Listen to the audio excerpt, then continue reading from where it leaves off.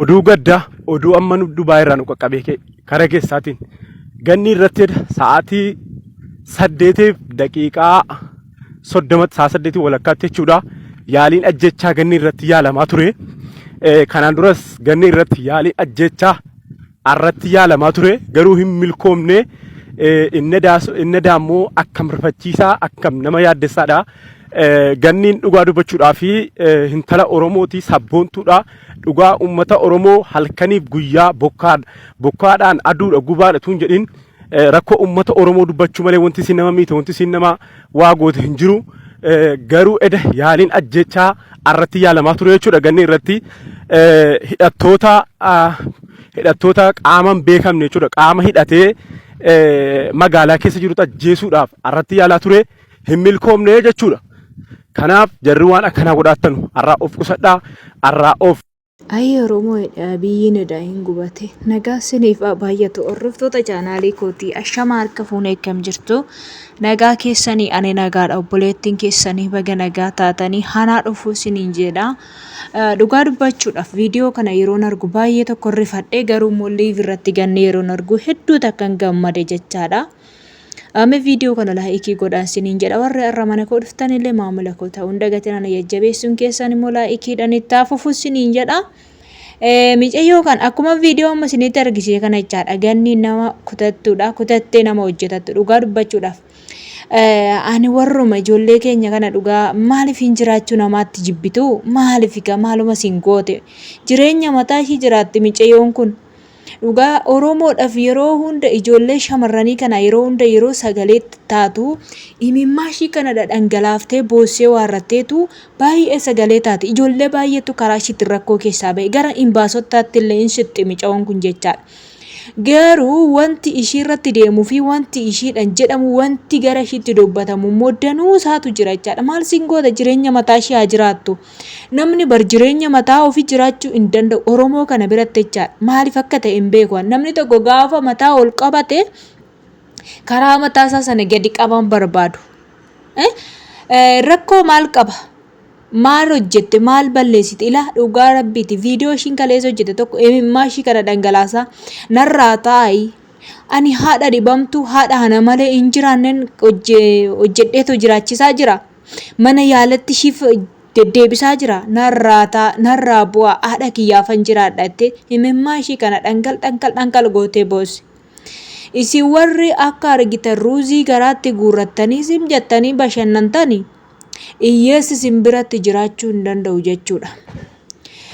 Ganni yeroo Joordaanii jirtu keessatti waan baay'ee dubbatte dhugaa dubbachuudhaa fi iyyoon gara Dubaay deemee waan amaana irratti yaadu jettee turte jechaadha. Wanti ishiin dubbatte baay'ee isaa irra ga'atii jira. Yaa ta'u malee sanuma keessattuu Waaqayyo immoo ishii gargaaree jira. Keessattuu shamarran dhugaa rabbi hiriyyaa shamarranii godhachuurraa sinitti yoo hafe wayya. Shamarran jechaan obboloota kiyya boolla qottee keessa si buufti malee homaa garuma gaariitti illee si ooftu jechaadha.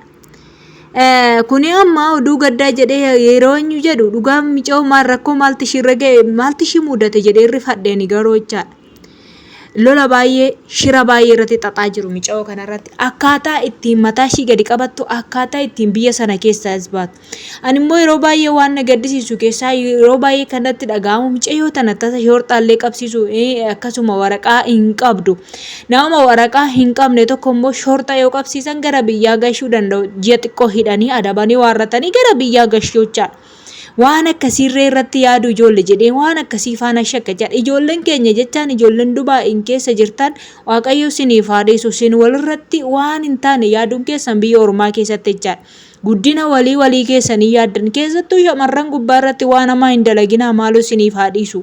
Hamaa hin yaadinaa obboloota keessan shamarranii gubbaa irratti dhiirrillee dhiira yaa jiru.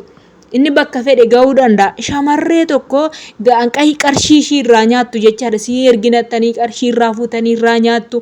Paaspoortii si baafnattanii paaspoortii gatii irra cammartanii waarrattanii irraa nyaattu. Yookiin immoo irraa fudhattanii bilookii gootu. Maali uummata rabbiin hin sodaanne uummata waaqa uumaa isaan sodaanne bara akkamii keessa jirra?